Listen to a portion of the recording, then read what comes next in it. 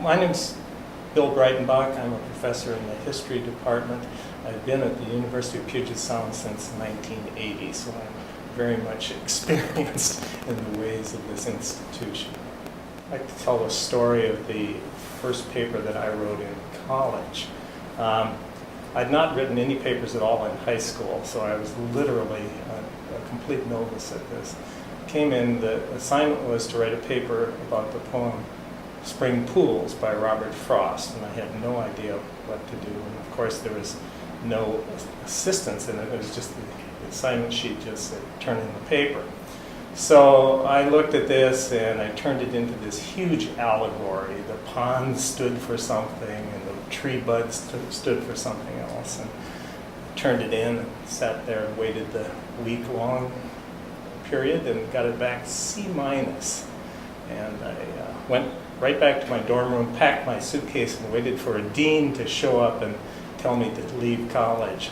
Well, there was no notion that I could go and talk to a professor. Professors were there to give lectures.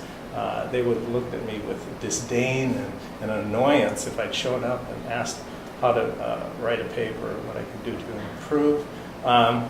And so I talked to some of my classmates about it, and I discovered that they had put in their papers two magic words, two words that seemed to have talismanic power. One was ambiguity, and the other was ambivalence. So I thought, well, I'll start peppering my papers with these words, and sure enough, my grades rose, and I thought, this is great. But there are two lessons that I'd like to draw out of this. One, 50 years ago, professors weren't interested in doing anything other than giving lectures. They didn't see it as part of their job to help students become better writers, and I think this has changed dramatically. So one of the lessons is take advantage of all of the opportunities you have on campus at Puget Sound to get aid, assistance from the Center for Writing, Learning, and Teaching, from your professor during office hours. You don't have to sit around and wait for the light bulb to magically pop on, or for some magic words to appear. You can get a lot of help if you just go out and seek it. The second thing about it is just what these words ambiguity and ambivalence seem to indicate. They weren't magic words, but what they emerged out of was a sense that there's a kind of a tension or a contradiction or an inconsistency in the materials that you're writing about. That's what you're trying to draw out, and that's what you're trying to make an argument about. So what you're looking for is some kind of although-but statement.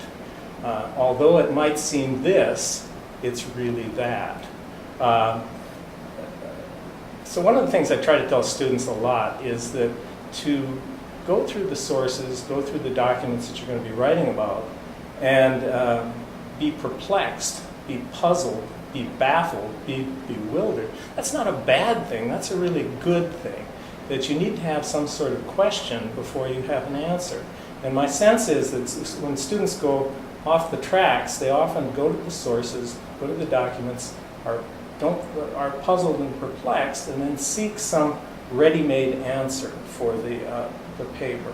And when they don't find that ready-made answer, they panic and just dump into the paper whatever information they find in the documents or in the sources. So I would just encourage people to be of good cheer, be happy, be pleased when they find themselves a little perplexed or a little bewildered, puzzled when they're first starting to write the paper. Because in puzzles, you need to have a question before you can have an answer.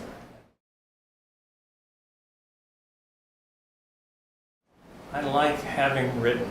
I don't particularly enjoy the process of writing. I find it very difficult, and I end up writing my first paragraph 15, 16, 17, 18, 19, 20 times. And it seems as though I'm just wasting paper, but really what's happening, I think, in that process is the percolation of trying to find some problem or something a puzzle that I can frame the paper as. So I guess it's those moments when something comes to me out of my bewilderment and my puzzlement, my perplexity.